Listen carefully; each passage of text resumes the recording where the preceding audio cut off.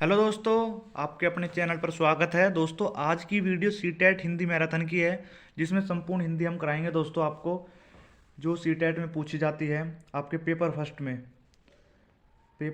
में जितनी भी हिंदी पूछी जाती है, जो जो कंटेंट पेपर में लगता है पेपर फर्स्ट में, तो वो सभी आज की वीडियो में हम महामैराथन में कराएंगे। तो बिना किसी देरी के दोस्तों वीडियो को स्टार्ट करते हैं।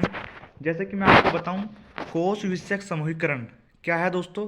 कलेक्ट करने वाले शब्दों को एक साथ रखा जाता है। कोश विषयक समूहीकरण किसे कहा जाता है? कलेक्ट करने वाले शब्दों को एक साथ मुंह में रखा जाता है। जैसे कटोरा, बाल्टी, म्यान जिसमें तलवार रखी जाती है। उसके बाद अर्थविज्ञान समूहीकरण। अर्थविज्ञान समूहीकरण क्या है?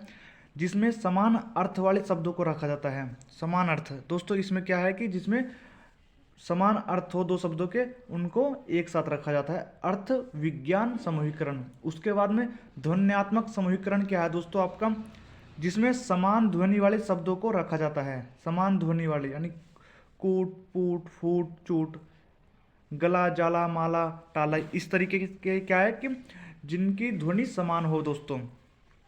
उसके बाद में दोस्तों भाषा शिक्षण की प्रत्यक्ष विधि में मातृभाषा को मध्यस्थ नहीं रखा जाता।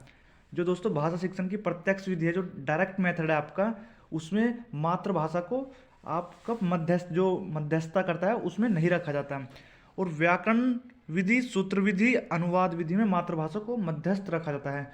यहाँ इंपॉर्टेंट लाइन है दोस्तों ये आपकी, कि जो भाषा शिक्षण विधि है, जो भाषा शिक्षण की प्रत्यक्ष विधि है, डायरेक्ट मेथड है, उसमें मातृभाषा, जो बच्चे की मातृभाषा होती है, उसको मध्यस्थ नहीं रखा जाता। तो उसके बाद चलते दोस्तों नेक्स्ट पॉइंट पर। अलग अलग स्किनर ने मतलब अलग अलग उन्होंने मनोवैज्ञानिक ने अपने अलग अलग मत दिए हैं। जैसे बीएफ स्किनर ने क्या कहा है? भाषा जो है वो अनुकरण और ड्रिल व अभ्यास के माध्यम से सीखी जाती है। जबकि चोमस्की क्या कहते हैं दोस्तों? मैं आपको एग्जाम्पल में बताऊं। जो चोमस्की आपके भाषा के वैज्ञानिक हैं, उन्होंने कहा है कि बच्चे के अंदर एक डिवाइस होता है, जो लेड नामक डिवाइस होता है, जिसका पूरा नाम दोस्तों आपका लैंग्वेज इक्वाइजेशन डिवाइस है। फुल फॉर्म भी पूछ ली जाती है दोस्तों आपकी सीटेट एग्जाम में। तो उसके बाद में बीएफ स्किनर के बारे में हमने पढ़ा कि क्या कहता है वो कहता है कि जो बच्चा भाषा है वो अनुकरण के द्वारा सीखेगा, और ड्रिल व अभ्यास यानी कि ड्रिल और practice, DRILL drill and practice. यदि कोई इंग्लिश मीडियम वाला बच्चा है तो उसको भी साथ साथ कराते जाएंगे दोस्तों। उसके बाद चलते प्रतिलेखन विधि। प्रतिलेखन विधि क्या है दोस्तों? जब अध्यापक सामपट पर स्पष्ट लेख में कुछ शब्द लिखता है और बच्चे उन शब्दों को अपनी कॉपी में लिखते हैं। इसमें क्या है दोस्तों कि प्रतिलेखन विधि आपके सीटेट एग्जाम में इतना क्वेश्चन में दे देगा, फिर आपसे पूछ लेगा कि कौन सी विधि है, तो आपको घनी सारी विधि के नाम दे देगा, जैसे प्रतिलेखन विधि और आपकी नेक्स्ट भाषा के आधार, जैसे घनी सारी विधि दे देगा आपको वो लेकिन आपसे कोई सी विधि पूछ लेगा। तो इसमें क्या प्रतिलेखन क्या है दोस्तों? इसमें अध्यापक आपको स्पष्ट लेख में यानी सुंदर उसमें आपके श्याम पट पर बोर्ड पर लिख देगा जो भी चीज़ लिखनी है उसे। फिर जब बच्चे उसको उन शब्दों को अपनी कॉपी पर लिखते हैं, तो उसको क्या कहते हैं दोस्तों? प्रतिलेखन विधि। यानी कि प्रति यानी कि उल्टा, यदि वो वहाँ लिख रहा है तो हम कॉपी पे लिखेंगे। चलते दोस्तों आगे। भाषा की आधारभूत संरचनात्मक इकाई स्वनिम है। स्वनिम का इंग्लिश में कहते हैं दोस्तों फोनिम। क्या कहते हैं? Phoneme, FONEME, phoneme. सबसे इंपॉर्टेंट लाइन है दोस्तों ये वाली। ध्वनि को सबसे छोटी इकाई स्वनिम होती है। मैं कहता रहा हूँ, ध्वनि की सबसे छोटी इकाई स्वनिम होती है। उसके बाद चलते दोस्तों आपकी नेक्स्ट लाइन पर। बच्चों में रेखांकन और चित्रांकन के माध्यम से लेखन कौशल का विकास किया जा सकता है। बच्चों में रेखांकन और चित्रांकन के माध्यम से लेखन कौशल का विकास किया जा सकता है। आपसे क्या पूछेगा? लेखन कौशल का विकास किया जा सकता है। ऑप्शन दे देगा आपको, 3 ऑप्शन, और एक में दे देगा आपको रेखांकन और चित्रांकन के माध्यम से, इसके माध्यम से, इसके माध्यम से, इसके माध्यम से, कोई भी एक ऑप्शन दे देगा आपको रेखांकन और चित्रांकन के माध्यम से। पॉइंट क्लियर है दोस्तों? उसके बाद चलते नेक्स्ट पॉइंट पर। अनुच्छेद श्रुतलेख। 6 वाक्यों का एक छोटा अनुच्छेद 2 बार सुनना, फिर 4 समूह के विद्यार्थियों में सुने हुए वाक्यों को अपने शब्दों में लिखने के लिए कहती है। उसके बाद में क्या है? निदानात्मक आकलन, डायग्नोस्टिक असेसमेंट। ये क्या है? इसमें क्या पता चलता है? तो दोस्तों बच्चों के गैप का पता चलता है और बच्चों की समस्याओं का पता लगाया जाता है दोस्तों इसमें। उसके बाद में चलते नेक्स्ट, किसी भाषा की परीक्षा का ब्लूप्रिंट तैयार करते समय निम्न में से कौन सा कार्य आवश्यक है। इस तरीके से आपसे दोस्तों क्वेश्चन पूछेगा। फिर आपको इन 3 पॉइंट को याद रखना है दोस्तों, जैसे कि शिक्षण विधियों को महत्व देना, प्रश्नों के विविध रूपों को महत्व देना, कठिनाई के स्तर को महत्व देना। आपसे क्वेश्चन इस तरीके से पूछेगा और इनमें से 3 पॉइंट देकर इनमें से 3 में से कोई सा एक ऑप्शन फिर आपको लिख देगा। तो आपको ये याद रखना है। उसके बाद चलते नेक्स्ट पॉइंट पर। एक शिक्षक श्याम पट पर स्पष्ट लेख में कुछ शब्द लिखता है और विद्यार्थी उन शब्दों को अपनी अभ्यास पुस्तिका में लिखते हैं। यह विधि वर्तनी सिखाने की तकनीकी से मेल खाती है। इसे प्रतिलेखन विधि कहते हैं। दोस्तों क्या है इसमें प्रतिलेखन विधि क्या कहते हैं दोस्तों, इसमें जो शिक्षक है श्याम पट पर कुछ स्पष्ट लेख लिखता है दोस्तों, और विद्यार्थी उन शब्दों को अपनी अभ्यास पुस्तिका में लिखते हैं। और जो विद्यार्थी, जो हमने अभी ऊपर पढ़े हैं कि टीचर ब्लैक बोर्ड पर लिखेगा कुछ, तो विद्यार्थी उसे अपनी कॉपी पर लिखकर, उस विधि को क्या कहते हैं दोस्तों, अभी बताया था मैंने आपको, उसको कहते हैं प्रतिलेखन विधि। कौन सी विधि कहते हैं दोस्तों, प्रतिलेखन विधि। उसके बाद चलते हैं नेक्स्ट पॉइंट पर दोस्तों। आपके मौन पठन के बाद जो प्रश्न पूछे जाते हैं उन्हें कालांतरित प्रश्न कहते हैं।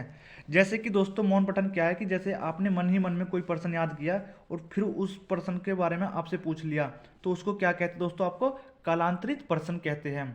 उसके बाद चलते नेक्स्ट पॉइंट पर। वह पद्धति जो विद्यार्थियों में शब्द भंडार विकसित करने की सर्वोत्तम युक्ति है।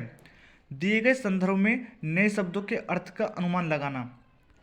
उसके बाद चलते हैं नेक्स्ट, भाषा प्राथमिक रूप से मौखिक है। जो भाषा है दोस्तों वो कैसी है आपकी, मौखिक है, सांकेतिक है, या मौखिक, सांकेतिक या लिखित है। जो प्राथमिक रूप से है जो भाषा वो आपकी मौखिक है। कौन सी रूप से, प्राथमिक रूप से, प्राइमरी, उससे वो आपकी मौखिक भाषा है।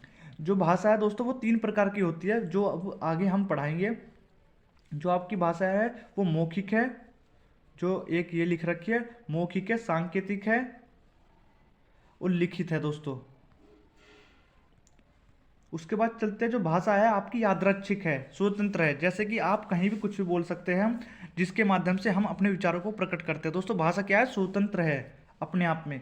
हम भाषा के माध्यम से अपने विचारों को प्रकट करते हैं।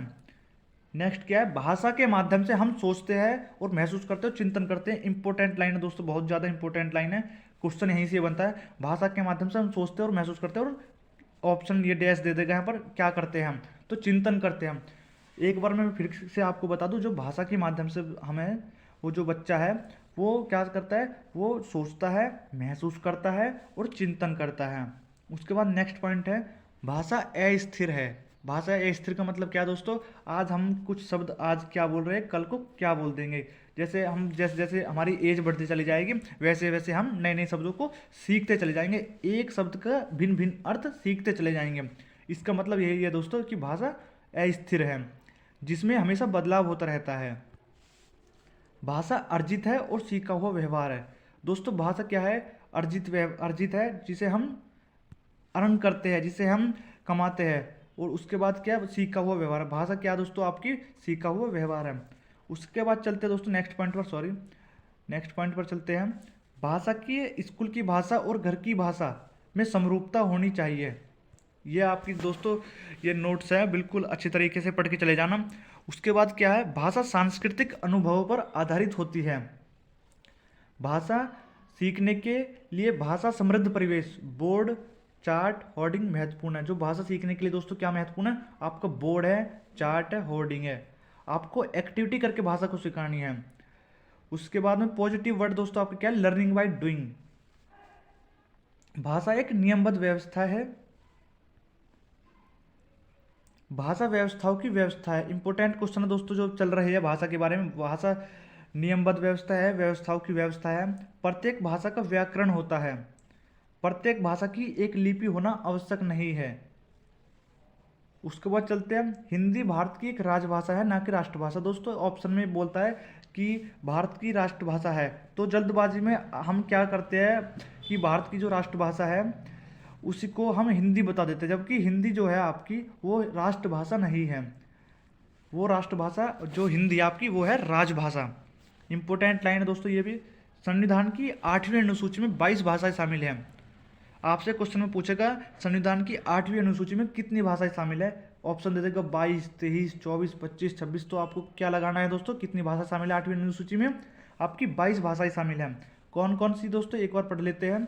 असमिया, बांग्ला, गुजराती, हिंदी, कन्नड़, कश्मीरी, कोंकणी, मलयालम, मणिपुरी, मराठी, नेपाली, ओडिशा, पंजाबी, संस्कृत, सिंधी, तमिल, तेलुगु, उर्दू, बोडो, संथली, मैथिली, डोगरी।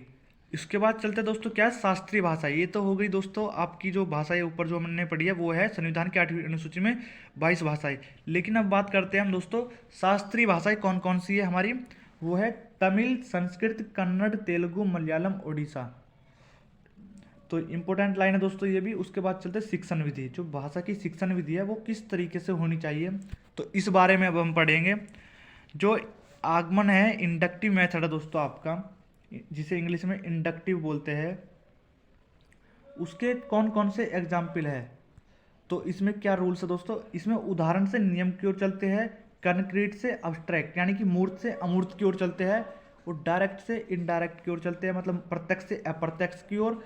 जो चीज़ हमें ज्ञात है उससे अज्ञात की ओर चलते हैं। उसके बाद स्थूल से सूक्ष्म की ओर। बाल केंद्रित विधि है दोस्तों, जो आगमन विधि है आपकी वो बाल केंद्रित विधि है। और विशिष्ट से सामान्य की ओर चलते हैं हम दोस्तों हम आगमन विधि में। ठीक है दोस्तों, उसके बाद चलते हैं अब हम नेक्स्ट पॉइंट पर। जो भाषा का अंग है, भाषा के कौन कौन से अंग है दोस्तों, आपके ध्वनि, वर्ण, शब्द, वाक्य, लिपि। कितने पॉइंट है दोस्तों आपके, भाषा कितने अंग है दोस्तों, आपके 5 अंग है दोस्तों आपके भाषा के। कौन कौन से, एक बार दोबारा रिवाइज करा दो। ध्वनि, वर्ण, शब्द, वाक्य, लिपि। कौन कौन से, ध्वनि, वर्ण, शब्द, वाक्य, लिपि। चलते दोस्तों नेक्स्ट पॉइंट पर, निगमन विधि। निगमन विधि क्या है, नियम से उदाहरण क्यों चलते हैं। इसमें दोस्तों बिल्कुल जो इंडक्टिव मेथड है बिल्कुल इसके उल्टा है। इसमें उदाहरण से नियम है, तो आपका जो इंडक्टिव मेथड है इसमें नियम से उदाहरण की ओर चलेंगे। तो बिल्कुल ये सारे पॉइंट उल्टे हैं दोस्तों। उसके बाद में चलते जो नेक्स्ट ये हमने पढ़ लिए थे, ये बिल्कुल उल्टे करने हैं आपके इंडक्टिव मेथड के। जो हिंदी में आपका आगमन विधि है, ये निगमन विधि है दोस्तों। इसमें क्या बड़े बच्चों के लिए होती है, जो निगमन विधि है वो बड़े बच्चों के लिए होती है, सामान्य से विशिष्ट की ओर होती है। जबकि जो आपका आगमन विधि है वो आपका विशिष्ट से सामान्य की ओर था। चलते दोस्तों नेक्स्ट पॉइंट पर, व्याकरण अनुवाद विधि। कौन सी विधि, व्याकरण अनुवाद विधि। इस विधि में दूसरी भाषा का व्याकरण पहले पढ़ाया जाता है। जैसे संस्कृत या इंग्लिश सिखाते समय हम उसका व्याकरण और उसके नियम बताकर भाषा की शिक्षा प्रदान करते हैं। इस विधि में बोलने की अपेक्षा लिखने और पढ़ने पर अधिक बल दिया जाता है।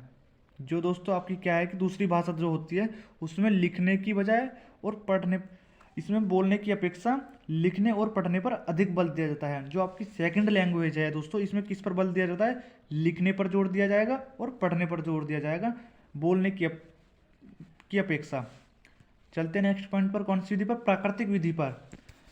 इस विधि में दूसरी भाषा को सिखाने के लिए सुनने और बोलने पर जोर दिया जाता है ताकि वे वांछित रूप से परिचित हो जाए। इस प्रकार वे दूसरी भाषा को उसी तरह सीखेंगे जैसे अपनी मातृभाषा सीखते हैं। उसके बाद चलते दोस्तों नेक्स्ट पॉइंट पर, भाषा संसर्ग विधि। रचनाओं के माध्यम से व्याकरण का ज्ञान दिया जाता है। रचनाओं के माध्यम से व्याकरण का ज्ञान दिया जाता है। कौन सी विधि दोस्तों आपकी, संसर्ग विधि। भाषा संसर्ग विधि कौन सी है, रचनाओं के माध्यम से व्याकरण का ज्ञान दिया जाता है। कौन सी विधि, भाषा संसर्ग विधि। प्रत्यक्ष विधि कौन सी दोस्तों आपकी, भाषा सीखने की प्रत्यक्ष विधि मातृभाषा को मध्यस्थ बनाए बिना दूसरी भाषा को सिखाने में सहायक होती है। दोस्तों बिल्कुल एज इट इज हमने पॉइंट ऊपर पढ़ा था ये प्रत्यक्ष विधि का, कि इसमें क्या, प्रत्यक्ष विधि में क्या होता है, जब भी हम कोई दूसरी भाषा बच्चों को सिखाते हैं, भाषा सिखाते हैं मातृभाषा को, बिना बीच में अड़ाए दोस्तों, बिना बीच में लाए हम दूसरी भाषा सिखाने का प्रयत्न करते हैं इसमें प्रत्यक्ष विधि में। उसके प्रतिलेखन विधि दोस्तों हमने अभी ऊपर पढ़ा था ये। उसके बाद चलते दोस्तों भाषा के कौन कौन से मॉडल हैं, भाषा के मॉडल के बारे में पढ़ेंगे। भाषा का अंतःक्रिया मॉडल। अंतःक्रिया मॉडल में कौन कौन से पॉइंट है, बिल्कुल देखते दोस्तों। इस मॉडल में शुद्ध और प्रमाणिक संदेशों को भाषा के माध्यम से लिया जाता है। इस मॉडल में शुद्ध और प्रमाणिक संदेशों को भाषा के माध्यम से लिया जाता है। नेक्स्ट पॉइंट क्या है दोस्तों आपका, भाषा के माध्यम से आपसी पारस्परिक संबंधों के प्रति समझ बनती है। भाषा के माध्यम से व्यक्तियों के बीच लेन देन में भी आसानी से किया जा सकता है। इस मॉडल से क्लास में टीचर और स्टूडेंट के बीच प्रभावशाली शिक्षण होता है। उसके बाद चलते दोस्तों आपका इम्पोर्टेंट पॉइंट जो इम्पोर्टेंट तो दोस्तों ये पीडीएफ ही सारी है, क्योंकि ये मैंने प्रिंट आउट निकलवा कर तब आपके लिए वीडियो बनाई है। उसके बाद क्या दोस्तों, अधोमुखी प्रक्रिया, टॉप डाउन मॉडल। अधोमुखी प्रक्रिया क्या है, इंग्लिश में क्या कहते हैं, टॉप डाउन मॉडल। इसका क्या अर्थ है, इसमें स्टूडेंट भाषा के अर्थ को समझने के लिए पिछले ज्ञान का प्रयोग करता है। जो इसमें स्टूडेंट है प्राइमरी स्टूडेंट है, इसमें बच्चा भाषा के अर्थ को समझने के लिए क्या करता है दोस्तों, जो उसका पिछला ज्ञान है उसका प्रयोग करता है। कौन से मॉडल में दोस्तों, आपके टॉप डाउन मॉडल में, जिसे हिंदी में कहते हैं अधोमुखी प्रक्रिया। उसके बाद बॉटम अप मॉडल कौन सा है दोस्तों, इसमें स्टूडेंट पाठ्यक्रम के अनुसार गतिशीलता करते हुए सीखता है। इसमें क्या है, स्टूडेंट बॉटम अप मॉडल में क्या है कि इसमें बच्चा पाठ्यक्रम के अनुसार ही सीखता है, गति करके। चलते नेक्स्ट पॉइंट पर, जो लेखन है वो किस तरीके का होना चाहिए।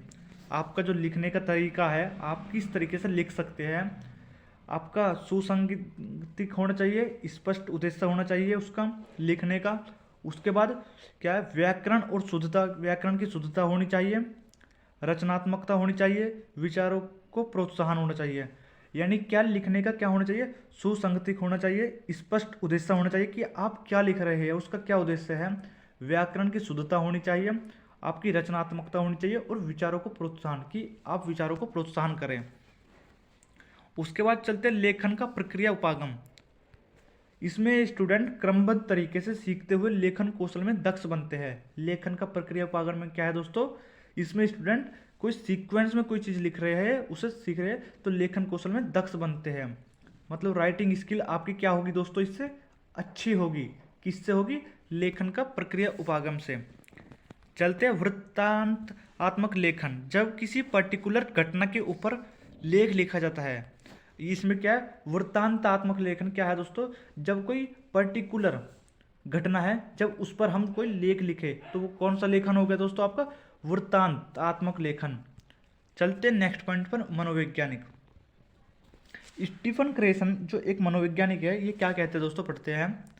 यह एक भाषाविद है जो अमेरिका के हैं। ये सेकंड लैंग्वेज एक्वाजिशन, जो दोस्तों इंग्लिश में क्या है आपका SLA शॉर्ट फॉर्म्स में, से संबंधित विभिन्न परिकल्पनाओं को पेश करने के लिए सबसे अधिक जाने जाते हैं।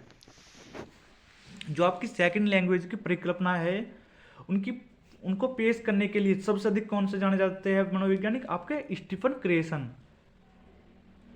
अर्जन अधिगम परिकल्पना, निगरानी, निवेश, बच्चों को ऐसे इनपुट देने चाहिए जो बोधगाम्य हो, बोधगाम्य। उसके बाद में क्या दोस्तों, आपका भावात्मक फिल्टर, प्राकृतिक क्रम। चलते दोस्तों, आपका जो नोम चॉम्स्की, मैंने आपके बारे में बताया था पहले भी कि इनका एक लैंग्वेज एक्वाजिशन डिवाइस, ये क्या कहते हैं कि चॉम्स्की कहते हैं बच्चे में भाषा सीखने की जन्मजात क्षमता होती है। उनके अंदर एक डिवाइस होता है जिसको हम शॉर्ट फॉर्म में LAD बोलते हैं। अब फुल फॉर्म आपका लैंग्वेज एक्वाइजेशन डिवाइस। और उसके बाद में क्या बोलते हैं दोस्तों, ये यूनिवर्सल ग्रामर, UG। उसके बाद बच्चा अपने ज्ञानेंद्रियों के माध्यम से सीखता है, बच्चा अपनी ज्ञानेंद्रियों के माध्यम से सीखता है। चलते दोस्तों नेक्स्ट पॉइंट पर। हमने पढ़ा पहले स्टीफन क्रेसन के बारे में, उसके बाद चॉम्स्की के बारे में। अब पढ़ेंगे दोस्तों वाइगोत्स्की के बारे में। वाइगोत्स्की क्या कहते हैं दोस्तों, इन्होंने भाषा को सबसे ज़्यादा महत्व दिया। सबसे ज़्यादा महत्व कौन से वैज्ञानिक ने दिया, मनोवैज्ञानिक ने, वो दिया आपके वाइगोत्स्की ने। उसके बाद इन्होंने किन किन पर बल दिया, इन्होंने भाषा विचार पर, प्राइवेट स्पीच पर। प्राइवेट स्पीच जो सामाजिक अंतक्रिया, भाषा और विचार शुद्ध रूप में स्वतंत्र अलग होते हैं, भाषा में एक हो जाते हैं। इन्होंने प्राइवेट स्पीच की बात की है दोस्तों। इन्होंने सामाजिक इंटरेक्शन की बात की है, और भाषा और विचार शुरू में स्वतंत्र या अलग होते हैं और बाद में एक हो जाते हैं। इसका क्या मतलब है दोस्तों आपका, इसका यह मतलब है, इन्होंने कितने पॉइंट दिए हैं, 1 2 3 4। ठीक है दोस्तों, पहले बता दिया मैंने आपको, उसके बाद समझाता हूँ। अब जो सामाजिक अंतर्क्रिया है, वाइगोत्स्की क्या कहते हैं, इनकी सोशल कल्चर थ्योरी है दोस्तों। ये सोशल इंटरेक्शन द्वारा भाषा सीखने पर बल देते हैं। ये पॉइंट क्लियर दोस्तों आपका। उसके बाद चलते इस पर, जो भाषा और विचार शुरू में स्वतंत्र होते हैं। जो भाषा है और विचार है, ये दोनों शुरू में तो अलग अलग होते हैं, ये स्वतंत्र होते हैं, लेकिन जैसे जैसे समय बीतता जाता है ये आपस में एक हो जाते हैं, जैसे जैसे बच्चा बड़ा होता है। उसके बाद हम बात करेंगे प्याजे की। प्याजे क्या कहते हैं दोस्तों आपके, इन्होंने भाषा को ज़्यादा महत्व नहीं दिया, ज़्यादा महत्व नहीं दिया, जबकि ज़्यादा किसने दिया है, आपका वायगोत्स्की ने। उसके बाद में ये पॉइंट क्या है इनके, विचार भाषा, ईगोसेंट्रिक स्पीच। ईगोसेंट्रिक स्पीच दोस्तों मैं आपको बताऊं, इसमें बच्चा क्या है, इसमें ये सोचता है कि जो चीज़ मैं सोच रहा हूँ वही सब सोच रहे हैं। यदि जैसे मैं आपको एक एग्जाम्पल, फेमस एग्जाम्पल है इसका, कि जैसे बच्चे का फादर है, जो पिता है, वो ड्यूटी करता है, तो ड्यूटी करने में ये वो मानता है कि उसके पिता चाहे उस सॉरी उसके पिता को चाहे ड्यूटी पर उसके बॉस धमका रहा हो, लात मार रहा हो, लेकिन उसको लगता है बच्चे को कि उसका पापा जो फादर है, पिता है, डैडियम, वो महान है, वो सबसे शक्तिशाली, वो सबको पीट लेंगे। इस तरह की भावनाएं वो सोच रखते हैं छोटे बच्चे। ईगोसेंट्रिक स्पीच जिसको हम कहते हैं, कि इसका क्या अर्थ है दोबारा बताऊं मैं आपको, कि जैसा हम सोच रहे हैं वैसा सब सोच रहे हैं। उसके बाद चलते नेक्स्ट पॉइंट पर, स्किनर। स्किनर क्या कहते हैं दोस्तों आपके, मैंने आपको बताया ड्रिल एंड प्रैक्टिस के माध्यम से सीखते हैं और अनुकरण के माध्यम से ये भाषा को सीखते हैं। प्रश्नों के प्रकार दोस्तों हमने सब चीज़ पढ़ी, अब बात करते हैं हम प्रश्नों की, कि प्रश्नों के प्रकार कितने हैं। प्रश्नों के प्रकार, बोध प्रश्न, विकासात्मक प्रश्न, पुनरावर्तात्मक प्रश्न और आपके परिचयात्मक प्रश्न, कालांतरित प्रश्न। दोस्तों इतना वादा जरूर करता हूं मैं, इस पीडीएफ को करने के बाद आपको हिंदी की कोई सी भी वीडियो देखने की जरूरत नहीं पड़ेगी। जैसे कि अब हम बात करें बोध प्रश्न। बोध प्रश्न में क्या है, प्रस्तुत पाठ के समझने में छात्र कहाँ तक सफल हुए, यह जानने के लिए बोधात्मक प्रश्न पूछे जाते हैं। ये प्रश्न पाठ पढ़ाने के बाद पूछे जाते हैं। उसके बाद क्या नेक्स्ट पॉइंट, विकासात्मक प्रश्न। विषय वस्तु व पाठ को विकसित करने के लिए विकासात्मक प्रश्न किए जाते हैं। नेक्स्ट क्या है दोस्तों आपका, पुनरावर्त्यात्मक प्रश्न। ऐसे प्रश्न शिक्षण पूरा होने के बाद विषय से संबंधित किए जाते हैं, ताकि विषय वस्तु का एक बार परीक्षण किया जा सके और पाठ सभी बच्चों को समझ आया या नहीं, टीचर को यह भी पता चल जाता है। परिचयात्मक प्रश्न, जिन प्रश्नों में पाठ का परिचय कराया जाता है उसे परिचयात्मक। कालांतरित प्रश्न। कालांतरित प्रश्न मैंने आपको ऊपर ही बता था, मौन पठन के बाद जो बच्चे से प्रश्न पूछे जाते हैं उसको कौन सा प्रश्न कहते हैं, कालांतरित प्रश्न। चलते दोस्तों आपके उत्तम पाठ्य पुस्तक पर। उत्तम पाठ्य पुस्तक क्या कहते हैं दोस्तों आपका, वो कहता है आपका भाषा एवं शब्द भंडार। भाषा एवं शब्द भंडार, अच्छा विषय वस्तु, शैली और योजना, प्रमाणिक स्रोत। उत्तम पाठ्य पुस्तक, जो आपकी पाठ्य पुस्तक है वो कैसी होनी चाहिए, जो अच्छी वाली पाठ्य पुस्तक, भाषा एवं शब्द भंडार होना चाहिए, उसमें अच्छा विषय वस्तु होना चाहिए, अच्छा कंटेंट होना चाहिए, शैली और योजना होनी चाहिए, प्रमाणिक स्रोत होनी चाहिए। यानी कोई चीज़ ऐसी ना हो कि भाई कोई इधर तो किधर बन रही है और ये इधर मतलब क्या बन रही है, ऐसे नहीं होनी चाहिए बिल्कुल भी। उसके बाद चलते हैं पढ़ने के प्रकार। पढ़ने के प्रकार बिल्कुल एक क्वेश्चन दोस्तों इनसे लगता है कि पढ़ने के टाइप से। स्कीमिंग रीडिंग क्या है दोस्तों, जब पाठक पाठ्य सामग्री को केंद्रीय भाव या सार खोजने के लिए तेजी से पढ़ता है और लेखक के उद्देश्य और लिखने की व्यवस्था को समझना चाहता है, तो यह प्रक्रिया स्कीमिंग रीडिंग के अंतर्गत आती है। अच्छा दोस्तों क्या है कि न्यूज़पेपर पढ़ना।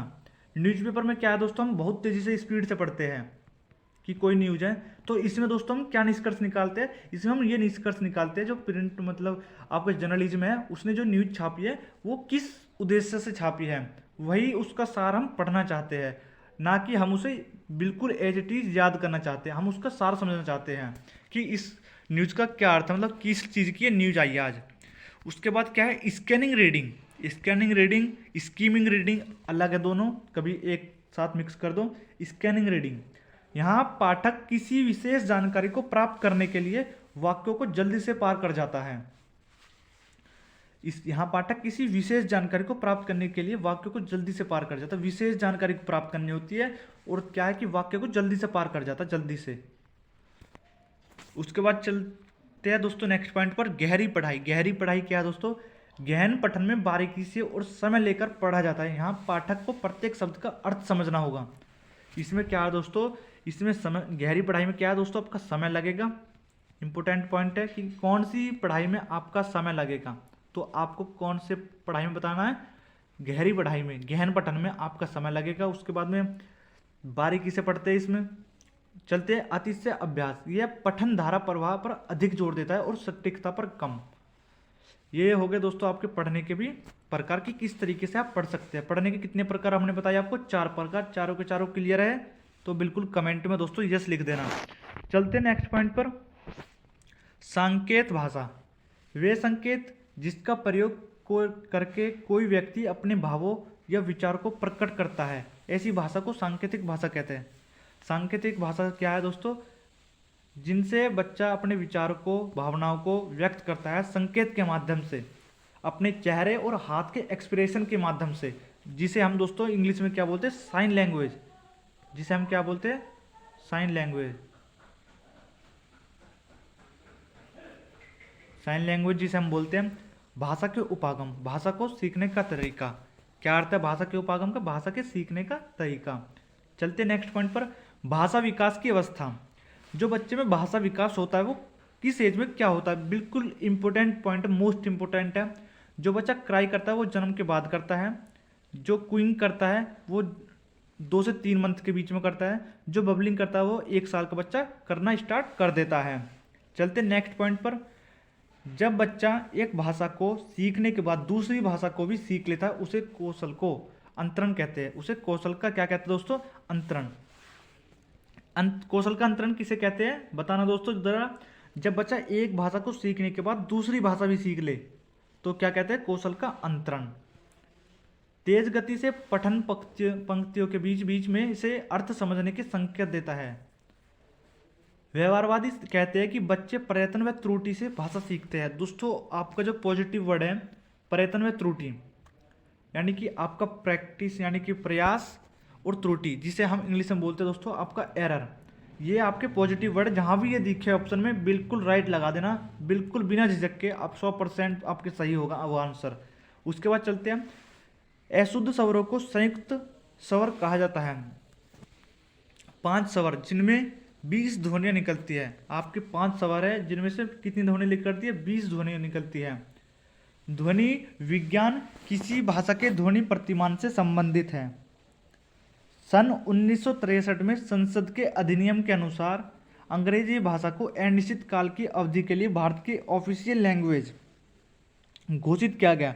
जो क्या दोस्तों आपकी अंग्रेजी भाषा है वो क्या है? आपकी एसोसिएट ऑफिशियल लैंग्वेज है। और जबकि हिंदी क्या है दोस्तों आपकी, मैंने ऊपर बताया था आपको, इसको आप दोस्तों कमेंट में बताना कि हिंदी मैंने कौन सी भाषा बताई थी। चलते हैं नेक्स्ट पॉइंट पर, प्रारंभ में भारतीय संविधान के अनुच्छेद 343 में अंग्रेजी को भारत की कामकाज की भाषा के रूप में उल्लेखित किया गया था। किस भाषा के रूप में उल्लेखित किया गया था? कामकाज की। ये दोस्तों गलत पॉइंट है, ये नोट बनाने में गलती हो गई थी। उल्लेखित किया गया था किस अनुच्छेद में? 343 के में। चलते नेक्स्ट पॉइंट पर, भारतीय संविधान में अंग्रेजी को 15 वर्ष की कालावधि तक कामकाज की भाषा के रूप में सभी कार्यालयों प्रयोगों के लिए स्वीकृति मिली। Top down approach. Top down approach में दोस्तों कौन कौन से पॉइंट आपके? Story, conclusion, summary. दोस्तों अब आपको ये क्वेश्चन समझ में नहीं आएंगे इस तरीके से, लेकिन जब आप क्वेश्चनों की प्रैक्टिस करेंगे तो आपके लिए दोस्तों ये पीडीएफ इतनी इंपॉर्टेंट होगी, बहुत इंपॉर्टेंट। इन पॉइंट को याद रख लेना। टॉप डाउन अप्रोच में जहाँ भी आपके पॉइंट पूछे ऑप्शन में, story, conclusion, summary. Top down approach में दोबारा बताता हूँ दोस्तों आपको, story, conclusion, summary. Bottom up approach में कौन सी है? Phoneme, word, phrase, sentence, paragraph. कौन कौन से बॉटम अप्रोच में? आपकी phoneme, word, phrase, sentence, paragraph. उपसर्ग। उपसर्ग क्या है दोस्तों? ये आपके उपसर्ग वे शब्दांश होते हैं जो किसी शब्द से, ये दोस्तों आपकी अब जो हिंदी के कंटेंट है वो अब कंटेंट आगे की वीडियो में है दोस्तों ये। तो ये वीडियो आज की इतनी ही, जिसमें अब आपको कोई भी प्रैक्टिस करने की ज़रूरत नहीं है पीडीएफ के माध्यम से, बल्कि आपको जो पीवाईक्यू है, जो आपके प्रीवियस ईयर क्वेश्चन है दोस्तों, अब आपको उनके सेट लगाने की ज़रूरत है इस पीडीएफ को देखने के बाद।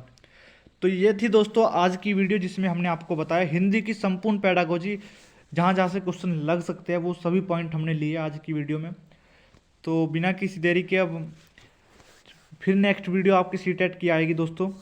तब तक बने रहिए हमारे चैनल पर। धन्यवाद।